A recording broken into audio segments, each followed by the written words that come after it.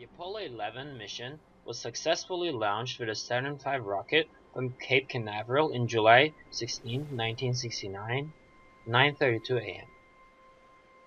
After exiting the lower atmosphere, the main booster rocket was dumped back into the Earth, and after going through the last layer of the atmosphere, Stage 2 was deployed, and Saturn V continued into deep space.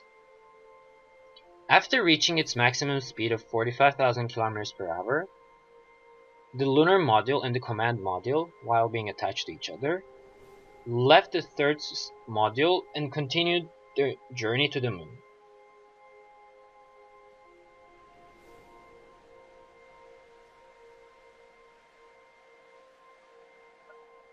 The crew was divided into two sections. In the lunar module, Buzz Aldrin and Neil Armstrong was operating,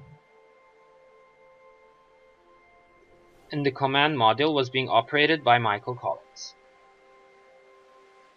After a 3-day-long ride, lunar module rotated around the moon and landed on the Sea of Tranquility.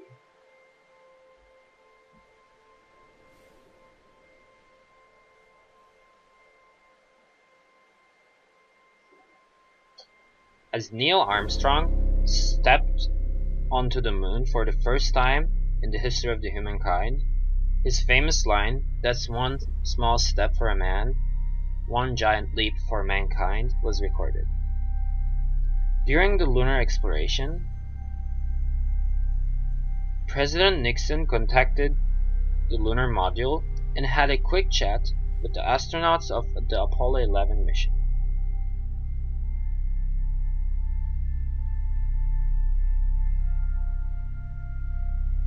Neil Armstrong planted the American flag to the surface of the moon, and by the time they were going to leave, they left a lunar ranging retroreflector array in the moon, which could show the distance in between the Earth and the moon. After every experiment was completed, the lunar module was left behind, and 3 members of the crew returned back to Earth with the command module.